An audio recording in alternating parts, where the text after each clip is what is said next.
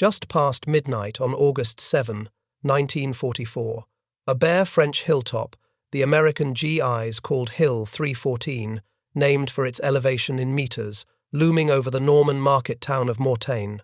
On the crest, in a shallow hole scraped from rocky soil, a 21-year-old second lieutenant lay on his belly with a pair of binoculars and an FM radio strapped to his back. His name was Robert L. Weiss. He was a forward observer with Battery B, 230th Field Artillery Battalion, 30th Infantry Division. He had been on the hill for less than a day. He had never directed a single fire mission in combat. In the dark below him, 4 German panzer divisions were already moving. Operation Lüttich was Adolf Hitler's last counteroffensive in Normandy, an order from the Führer himself to drive west from Mortain to the sea at Avranches, split Patton's Third Army from the rest of the American line, and turn the campaign around in a single stroke. The road from Mortain to Avranches, the only main road across the corridor Hitler wanted to seal, ran for 8 miles in plain view of the hilltop where Weiss lay. Whoever held Hill 314 could see, and could hit, anything that moved on that road. Weiss did not yet understand what he had been handed. He did not yet know that his battalion command post would be overrun in the next 4 hours. He did not yet know that the rifle companies on the hill with him, roughly 700 men of the 2nd Battalion, 120th Infantry, would be cut off by dawn and surrounded for 6 days. He did not yet know that his radio, an SCR 610 weighing 35 pounds in a leather case on his back, was about to become the most important piece of American equipment in Normandy. He knew only what every American forward observer knew, that when he sent his fire mission over the air, the system behind him would do the rest. Over the next 6 days, working alongside First Lieutenant Charles A. Bartz of Battery C, Weiss would call 193 fire missions from that hilltop. Each one would be processed in a fire direction center 5 miles to the west. Each one could be answered, at the discretion of the men running that center, by 12 guns or by all of them. Each one could escalate, if the target was rich enough and the commander above bold enough, all the way to core artillery, every American tube within range of the target. That is what this story is about. Not one man with a radio, the system behind him, and the men who built it, and what it did to the German army in a hard summer. To understand what Weiss had on his back, you have to go to Fort Sill, Oklahoma, 15 years earlier. In the late 1920s and early 1930s, while every other major army in the world was refining the artillery methods of 1918, 3 officers in the gunnery department of the Field Artillery School at Fort Sill were quietly rewriting the rules. Their names show up in every authoritative branch history of the United States Field Artillery.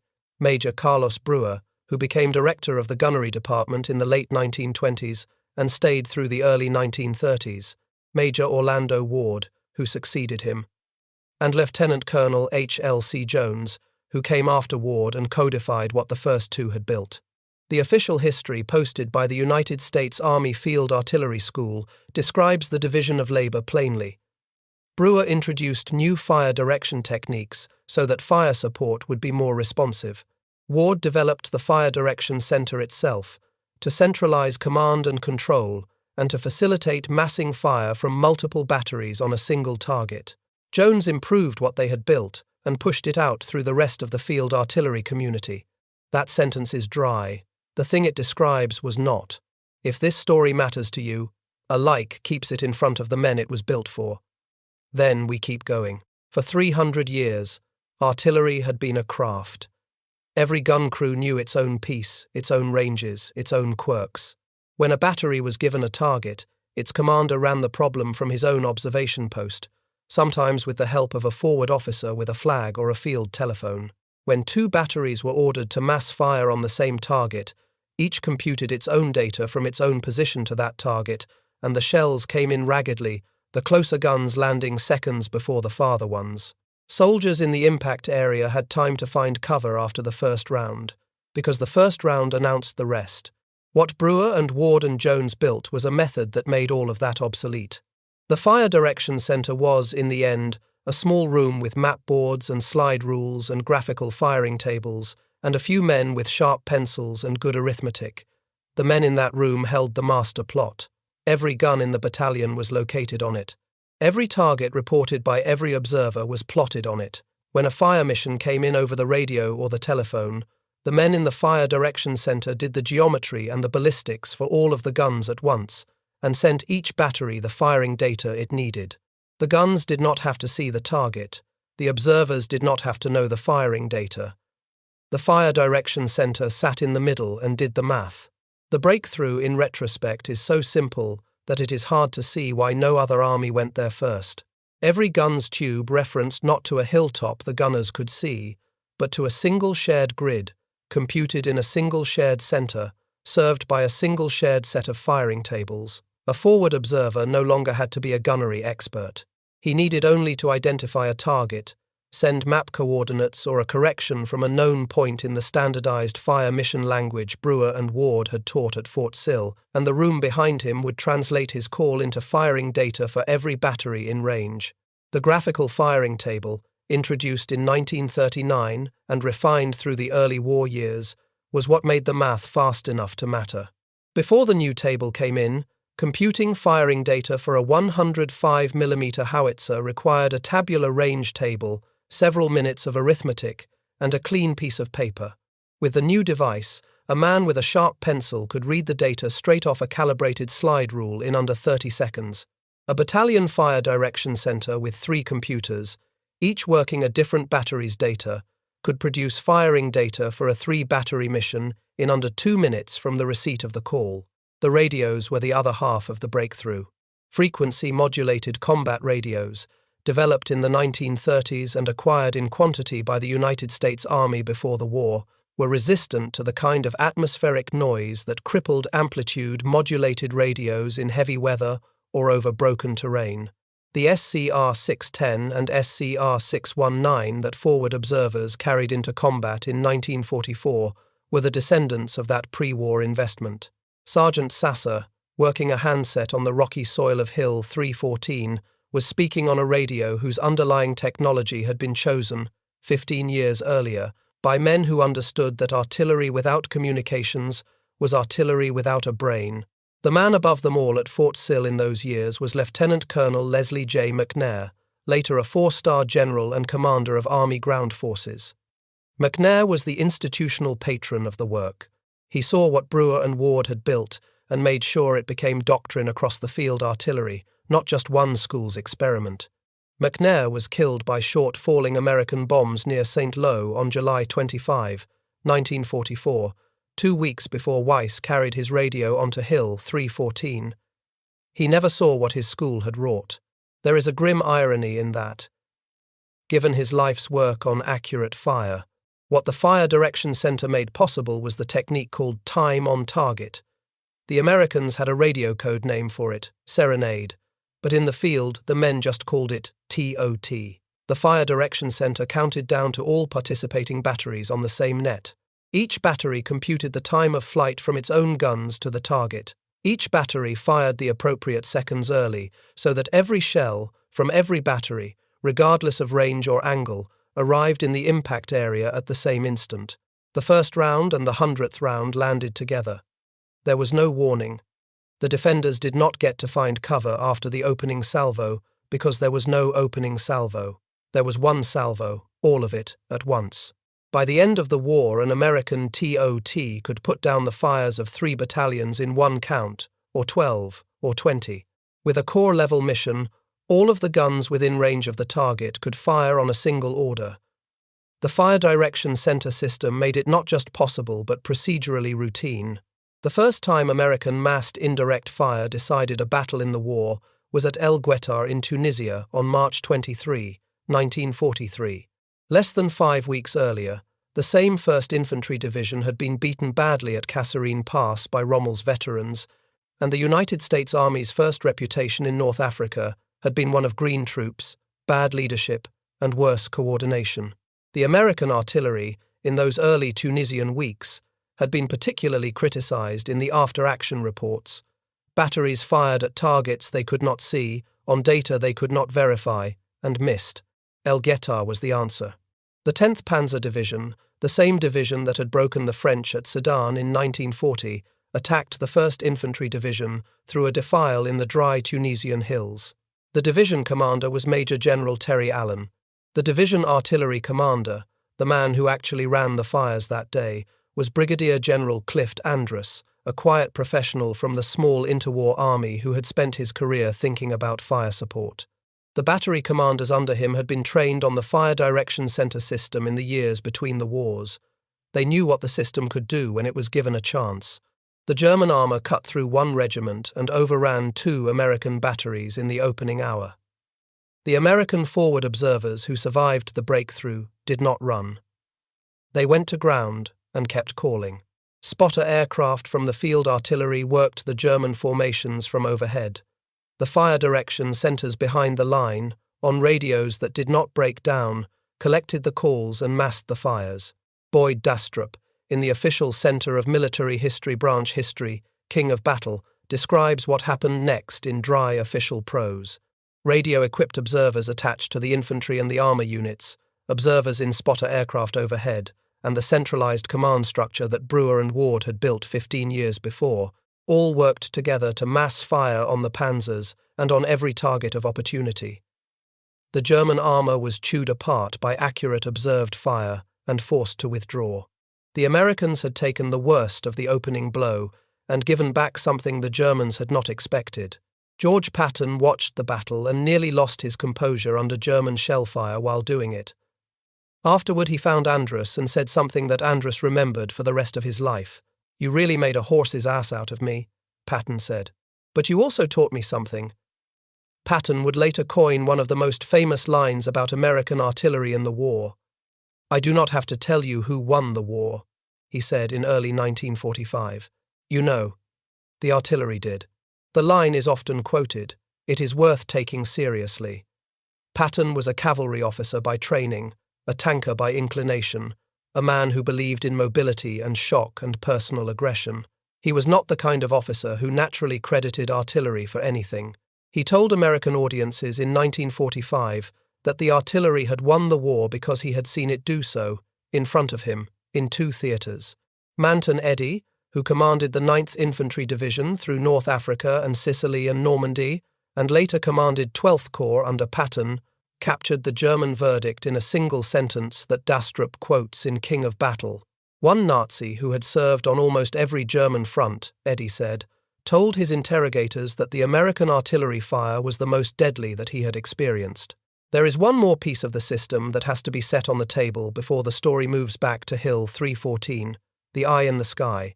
Until 1942, every American observation aircraft belonged to the Army Air Forces.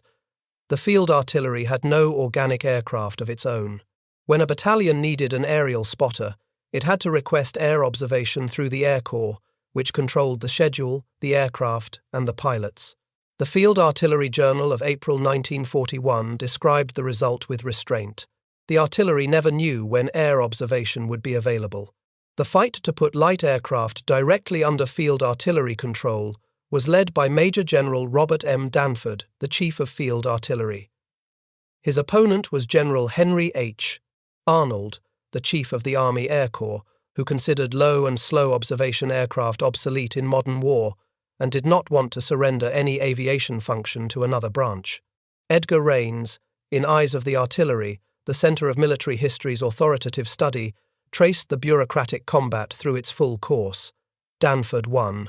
On June 6, 1942, a War Department directive allotted 2 light aircraft, 2 pilots, and 1 mechanic to each field artillery battalion, and the same complement to each artillery group, Division Artillery Headquarters, and Corps Artillery Headquarters. The aircraft were Piper J-3 Cubs, redesignated as L-4s in the military inventory. They also flew Aeronca L-3s, Stinson L-5s, and Taylorcraft L-2s. The Piper became the workhorse. The Army would eventually buy more than 6,300 L-4s. The nickname came from Major General Innis P. Swift, who commanded the 1st Cavalry Division at Fort Bliss in 1941. Swift watched one of the little planes bouncing across rough desert terrain during the maneuvers, came over to the pilot after he had landed and said, "You look just like a damned grasshopper."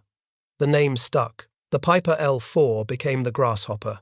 The The Stinson and the Aronka and the Taylor craft inherited the name by association.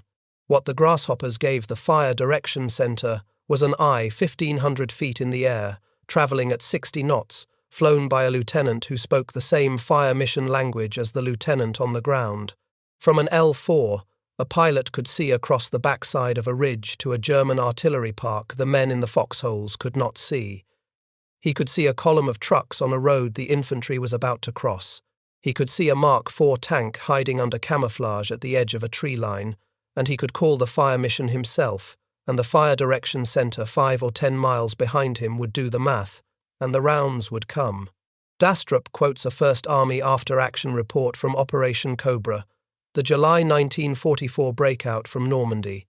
The presence of air observers over enemy lines, the report stated in its dry official language, caused the Germans to curtail their artillery firing to avoid disclosing their batteries.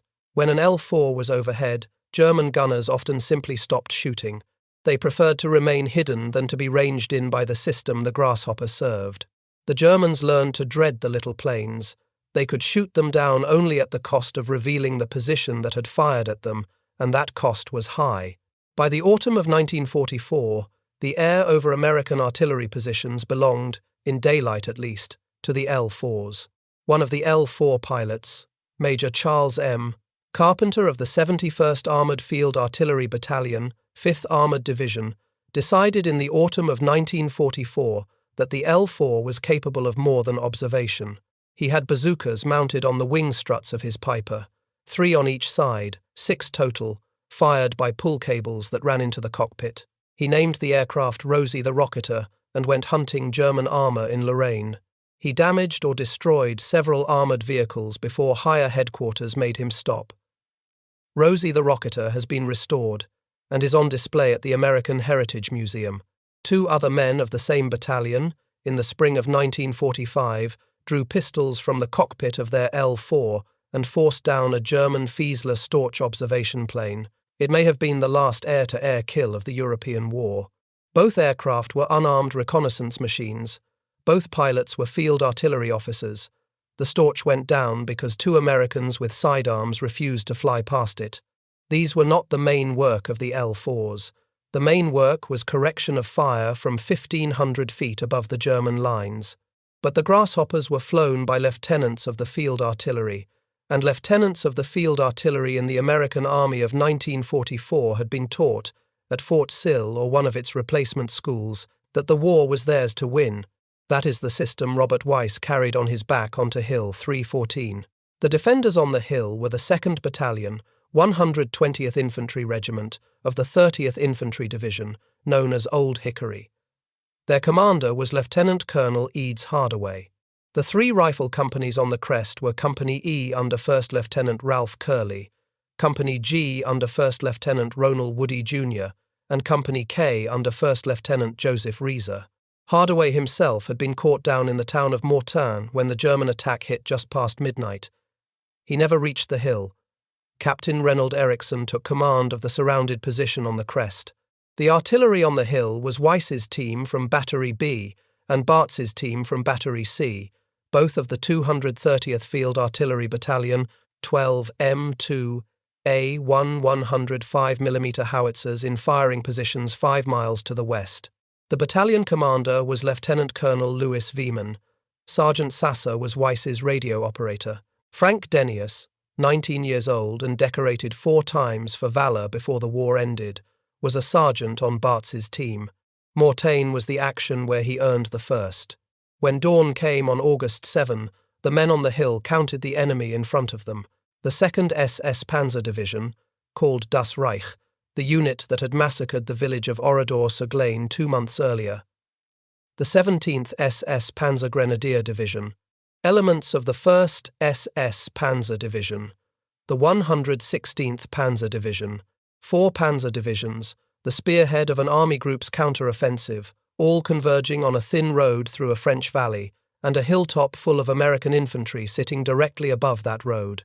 The hill was already cut off. The battalion command post in the town was already overrun. The radios reaching the rest of the division were already in German hands or off the air. Only one radio was still working, the SCR 610 on Weiss's back, and the spare set Bartz had with his own team. Weiss called his first fire mission of the siege. Sasser keyed the handset and sent it on the air. "Fire mission," Weiss said, and gave the coordinates.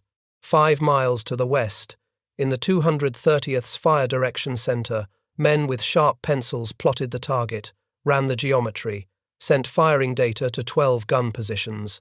Wieman, the battalion commander, would later make a 3-word reply on the FM net into something of a mantra for the men on the hill. "On the way," he said, and the rounds came.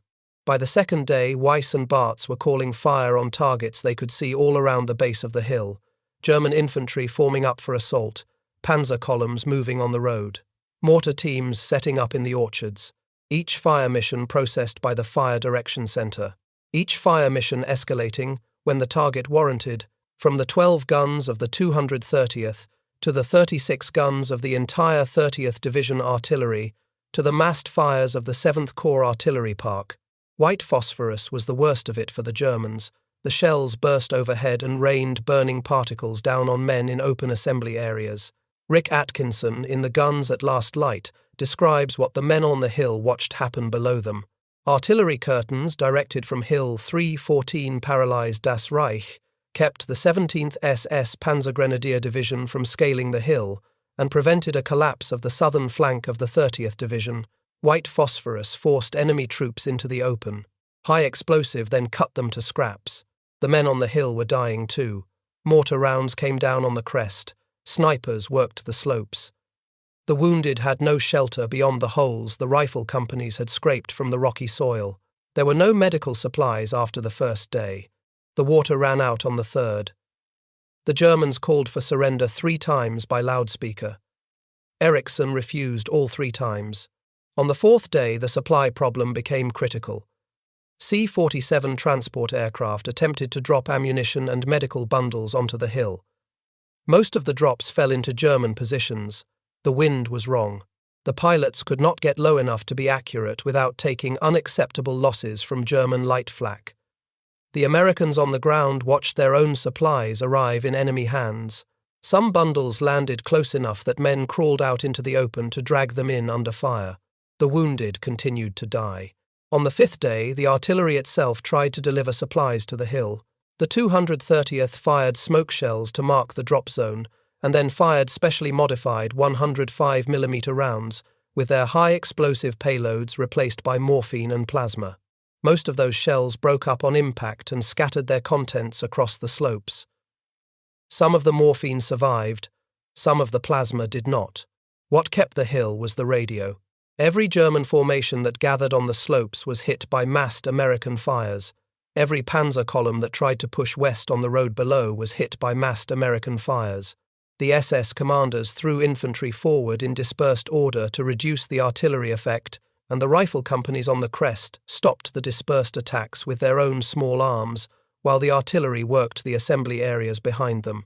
Weiss and Bartz, working from observation posts a few feet from the cliff edges of the hilltop, called the missions through every hour of daylight and most of the hours of darkness. They slept in shifts. They ate cold rations. The radio batteries ran low, and they switched between sets and rationed transmission time and stayed on the air. The fire missions from Hill 314 were not all 12 gun shoots. Many were single battery missions, 4 guns adjusting on a single target, the bread and butter of a battalion fire direction center. But when a target warranted it, when a panzer company was massing or a battalion of SS infantry was forming up for assault, the fire direction center could and did escalate. The 36 guns of the 30th Division artillery would answer. The Corps artillery would answer. The neighboring division's artillery would answer. The system did not care that the lieutenant on the hill was 21 years old and had never directed a mission in combat before August 7. It cared about the coordinates and the call. By the morning of August 12, the German offensive had broken. Patton's Third Army had swung south and east and was closing the Falaise pocket from below. The Canadians were closing it from the north. The road from Mortain to Avranches that the panzers had needed to take was a graveyard of burned vehicles. The 4 German divisions that had attacked across the corridor were withdrawing, what was left of them, eastward toward the pocket they would not all escape. A relief regiment from the 35th Infantry Division reached the base of Hill 314 and climbed to the crest. Of the 700 Americans who had been on the hill at the start, more than 400 were dead or wounded. Atkinson records the relief regiment carrying off 300 dead and wounded, with another 370 men walking down on their own. Among those who walked down were Lieutenant Weiss and Lieutenant Curley, Erickson, Captain Delmont Byrne, and Lieutenants Curley, Reeser, and Woody, each received the Distinguished Service Cross. The 2nd Battalion of the 120th Infantry received the Presidential Unit Citation, formally announced by President Donald J. Trump on March 17, 2020, more than 75 years after the action. Weiss received the French Legion of Honor. What is striking about Mortain, looking at the after-action reports, is how little of it was about heroism in the abstract. Weiss and Bartz were not particularly aggressive men. They were trained lieutenants doing trained work. What they had was a system that worked. The Brewer and Ward and Jones idea, codified at Fort Sill in the early 1930s, taught the United States Army that one well-placed observer with a working radio and a fire direction center behind him could be worth a regiment. At Mortain, 2 lieutenants with 2 radios were worth 4 panzer divisions. If Mortain was the system at the scale of a hilltop, Elsenborn Ridge in December 1944 was the system at the scale of a corps. Between the two came Bastogne, which is worth seeing first. Bastogne was an encircled position. The 101st Airborne Division was cut off in the Belgian crossroads town from December 20 to December 26, 1944, surrounded on all sides by German armor and infantry. The division commander, Major General Maxwell Taylor, was in Washington when the German attack began.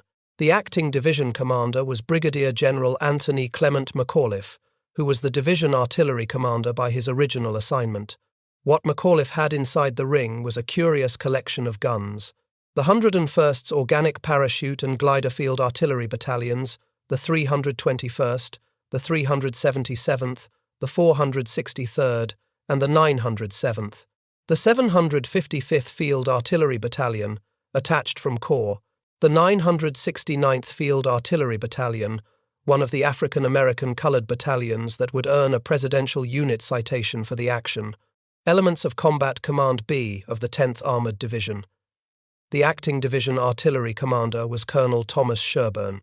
The fire direction structure inside Bastogne was the same structure that worked at Mortain, and that would work at Elsenborn. The difference was that Bastogne was encircled. The corps-level artillery park that should have been behind the division was on the wrong side of the German lines. Sherburne and his battalion commanders had to work with what they had inside the perimeter, and that meant rationing ammunition by the round. A Field Artillery Journal article published in December 1945 by Lieutenant Colonel William Jesse, who served in the 101st Artillery during the siege, called Bastogne an artillery classic. What he meant was that the encircled position survived because the men running the fires made every round count. There was no luxury of massed corps fire. There was the discipline of accurate observed fire by trained forward observers, called through trained fire direction centers, served by gun crews, who knew that the next ammunition resupply would not come until the weather cleared. The weather cleared on December 23. C-47 transports brought in ammunition by parachute. The Christmas Day attack by the 15th Panzer Grenadier Division and the 26th Volksgrenadier Division was broken in part by the 463rd Parachute Field Artillery Battalion under Lieutenant Colonel John T. Cooper, firing in direct lay against German tanks that had broken through the perimeter near the village of Hemrul. A Parachute Field Artillery Battalion firing in direct lay against tanks at 300 yards was not what the doctrine envisioned. It was what the situation demanded. The crews did it. The Christmas Day attacks failed.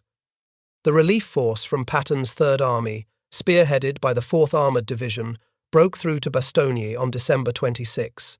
The doctrine had worked, even when the corps-level structure could not reach the division. There is one more sequence from the opening days of the Bulge that belongs in this story. On December 16, 1944, the first day of the German offensive, an artillery forward observation team from one of the 371st Field Artillery Battalion's batteries was positioned in the Belgian village of Lanzerath, just south of the boundary between the 99th Infantry Division and the 14th Cavalry Group. The team was a lieutenant named Warren Springer, a sergeant named Peter Gackey, a technician named Willard Wibben, and a technician named Billy Queen. 4 men. 1 radio. They found themselves alongside the intelligence and reconnaissance platoon of the 394th Infantry Regiment, commanded by First Lieutenant Lyle Book, Jr., in a position that the German 3rd Parachute Division proceeded to attack with a regiment of infantry. The I&R platoon was 18 men. Springer's artillery team made it 22. They held the position for almost the entire day, killing or wounding a substantial fraction of the attacking German regiment until they were overrun in the early evening. Queen was killed. The rest were captured. The 4 artillerymen, like the 18 infantrymen of the I&R platoon, would each later receive the Distinguished Service Cross for the action. The platoon and Springer's team together delayed the German 3rd Parachute Division for the better part of a day on the opening day of the Ardennes offensive. What that delay bought, in the long arithmetic of the Bulge, was the time for the 99th Division behind them to reach Elsenborn Ridge and dig in. The men who held the position were rifle troops and 1 artillery team. The artillery team's radio was the one that called fires onto the attacking Germans through the day. Someone in your family lived a piece of this war. Maybe you grew up hearing the stories. Maybe he never spoke of them. Either way, his name belongs in the comments. His branch, his unit, his theatre. The names are slipping away faster than most people realize. His does not have to. When the Germans launched the Ardennes counteroffensive on December 16, 1944, the 4 American divisions on the northern shoulder of the Bulge fought from a piece of high ground called Elsenborn Ridge. The divisions were the 99th, the 2nd, the 1st, and the 9th, in various combinations across the line. Behind them sat what the Army Historical Foundation, working from official records, has described as 348 tubes, plus a battalion of 4.2-inch chemical mortars, all under the control of 1 man. The man was Brigadier General Clift Andrus, the same officer who had run 1st Division Artillery at El Guettar 20 months earlier. He was now the Assistant Division Commander of the 1st Infantry Division, controlling the corps-level massed fires from a position across the lake from the ridge itself. The Corps Artillery Commander above him was Brigadier General John Hines. 348 tubes is a number that has to be taken slowly. It means 12 battalions of 105mm and 155mm howitzers, plus heavier corps-level pieces, plus the mortar battalion, all on the same radio nets, all served by the same fire direction structure, all able to fire on the same target on a single order. The decisive massed fires came on December 21 and 22 at a village called Dom Boutgenbach, when the 12th SS Panzer Division and supporting Volksgrenadiers attacked the 26th Infantry Regiment of the 1st Division. Andrus, controlling the fires from a command post across the lake at Boutgenbach, massed as many as 12 battalions on German assembly areas as the attack formed. The M1 155mm howitzer battalions fired approximately 10,000 rounds on December 22 alone. The German experience of this fire was not abstract. A major of the 12th Volksgrenadier Division, captured later and interrogated by 1st Army staff, told his American interrogators that he had been in the German army since 1939. He had served on the Eastern Front. He had been in heavy barrages before. We old soldiers, the major said, had seen many a heavy barrage, but never before anything like this. On December 26, the 246th Volksgrenadier Division attempted one last attack against the 99th Division on the ridge. The standard accounts of the battle put it in plain language. The attack was mowed down virtually at the moment of its start by the artillery concentration of an entire American Army Corps. The position became, in the words of the official records, virtually unassailable. Elsenborn was also where a new American weapon entered the European war. The VT fuse, called the proximity fuse or the variable time fuse in the records, was a small radio transmitter and receiver in the nose of the shell. It bounced a signal off the ground and detonated the round automatically at roughly 20 feet of altitude, without any timing setting by the gunner. Against troops in foxholes, an air burst at 20 feet was lethal in a way that ground bursts were not. The men in the holes had no overhead cover from it.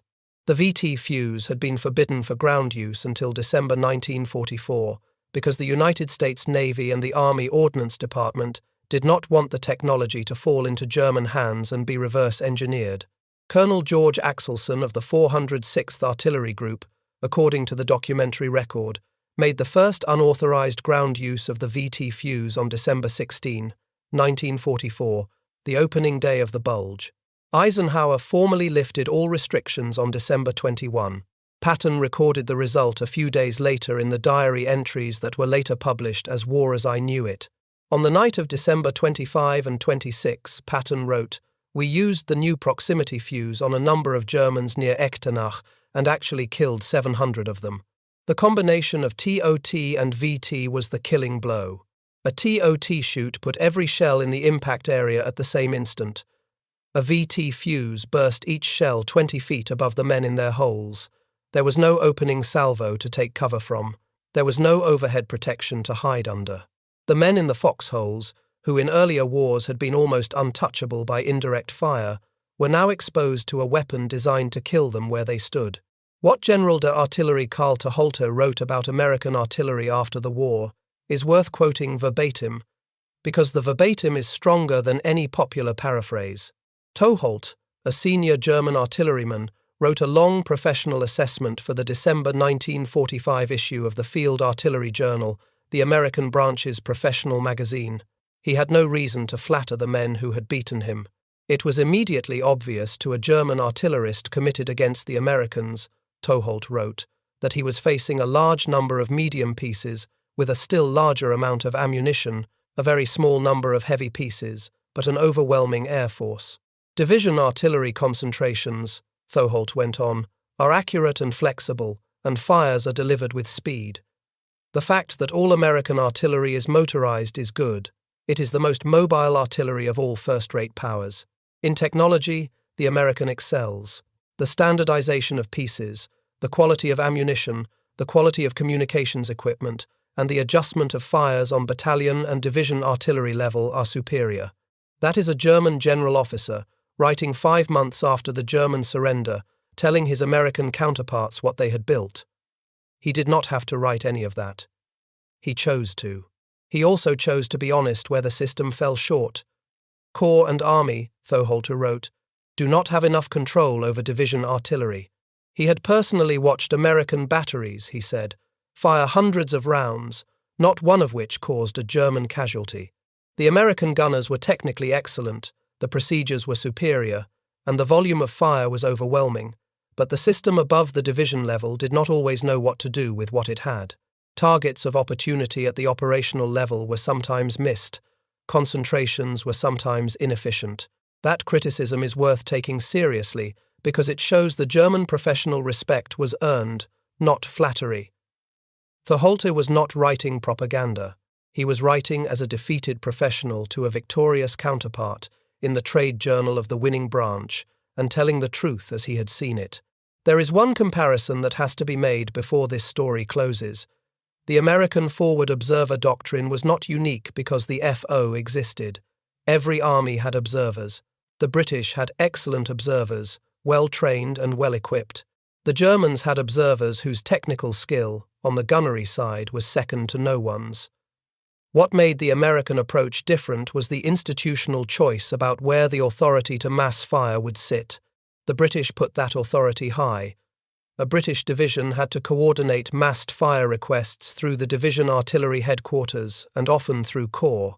The arrangement was very good when it worked, and the British fire plan for the opening barrage of Operation Plunder, fired from the western bank of the Rhine at the same hours as the American flashpoint preparation, was a masterpiece of staff work, but it was not built for the lieutenant on the hill calling massed fires on his own initiative. It was built for the planned fire program executed on schedule. The Germans put the authority higher still. German artillery requests typically had to climb a regimental and divisional chain before they could be answered at scale. German gunners were as accurate as anyone in the world. German fire direction, on the battery and battalion level, was as good as anyone's. But when an infantry company commander needed massed corps fire on a target his lieutenant could see, the call had to travel through more headquarters than the target would wait for. By the time the answer came, The target was gone. American doctrine cut out the climb. The lieutenant on the hill called the mission. The fire direction center sorted out who fired. The shells arrived. If the battery's fire was not enough, the battalion's fire would come. If the battalion's fire was not enough, the division's would come. If the division's fire was not enough, the corps would come. The authority to escalate sat in the same room as the gun batteries, on the same radio net as the forward observer, and the decision could be made in seconds. That is what Brewer and Ward and Jones had built. The choice to push the authority down was the choice the United States Army made, and it was the choice that produced the artillery that Tolty was writing about in December 1945. By the spring of 1945, the system was at its industrial peak. On March 24, 1945, at 0100 hours, the United States Ninth Army opened its share of the Allied crossing of the Rhine. The operation was code-named Flashpoint, an American operation nested inside the larger British Operation Plunder. Lieutenant General William H. Simpson commanded the Ninth Army. Major General John B. Anderson commanded the 16th Corps that made the crossing. 2,070 American guns, served by 40,000 American artillerymen, opened fire at 1 in the morning. In roughly an hour of preparation, those guns fired 65,261 rounds onto the eastern bank of the river. 1,500 heavy bombers added their loads behind the artillery preparation. The guns were laid by fire direction centers using the same procedures Brewer and Ward had developed at Fort Sill in the early 1930s. The forward observers were lieutenants on the western bank with binoculars and radios, calling adjustments onto German positions across the water. The L-4s of the Ninth Army's organic aviation were in the air over the river when the light came up. The VT fuses were in the noses of the shells. What that means in practical terms is that a single American field army, in March 1945, could put more guns into a single preparation than the entire German artillery arm could field on the Western Front. The doctrine Brewer and Ward had drawn on a chalkboard at Fort Sill in the early 1930s had become an industrial weapon. A field artillery battalion in 1933 had been an experimental unit of the small interwar army, scraping by on depression budgets. A field artillery battalion in March 1945 was a wheel of a machine that could shut down a Wehrmacht corps in an hour. The men carrying the calls forward were still lieutenants with radios. Some of them were still 21 years old. Some of them were carrying the same M1938 binoculars, the same M2 compasses, the same SCR-610 and SCR-619 radios that Weiss had carried on Hill 314 7 months earlier. The title at the top of this video, the line about a lieutenant firing 300 guns at once from a single radio call, is the doctrine made into an image. The honest answer is that no single named fire mission in the documented record matches that image exactly. What Brewer and Ward and Jones built at Fort Sill was a system that made it possible. The 5th Corps Artillery Park behind Elsenborn Ridge, with its 348 tubes under the control of one assistant division commander, was the system at the scale the title describes. The lieutenants on Hill 314, calling massed fires that escalated from 12 guns to 36 guns to all the guns of 7th Corps that could reach the target, were the system at the human scale. There is a closing question worth setting on the table. Why did the United States, alone among the major combatants of World War II, build this kind of artillery? The honest answer is that the United States in the 1930s had a small army and a generation of professional officers with time on their hands. Brewer and Ward and Jones were not famous men. They did not write best-selling memoirs. They built a method, taught it to a generation of young officers, and went home. By the time the war began, every Reserve and National Guard field artillery battalion in the country was being trained on their system. By the time the war was over, the system had become the heart of American ground combat power. The men who carried that system into combat were not chiefly the men in the rooms behind the lines, although those men were essential. The men who carried it were the lieutenants like Weiss and Bartz, 21 and 22 and 23 years old, with 35-pound radios on their backs, and the authority, through that radio, to summon the fires of an army. Robert L. Weiss, of Battery B, 230th Field Artillery Battalion, 30th Infantry Division, survived the siege and the war. He returned home, went into business, and spent decades putting on paper what had happened on Hill 314. In 2002, his memoir Fire Mission, The Siege at Mortain, Normandy, August 1944, was published by Bird Street Press. His name is in the record because he wrote it there himself. Charles A. Bartz of Battery C lived through the war as well. So did Frank Denius, who finished the war with 4 decorations for valor before he was 21 years old. The men of the 2nd Battalion of the 120th Infantry, the rifle companies who held the crest while the lieutenants called the fires, took the worst of the casualties. 400 Americans killed or wounded out of 700 in 6 days on an unnamed French hilltop above a road that had to be held. What they bought was a road the German panzers could not use. What they bought was the right side of the Falaise pocket. What they bought, in the long arithmetic of the war, was the closing of the German army in Normandy and the beginning of the campaign that would put American soldiers across the Rhine 7 months later. If you stayed with this story to the end, a like keeps it visible to the men who need to find it. Subscribe if you want more like it. Their names belong in the record. That is why we tell these stories.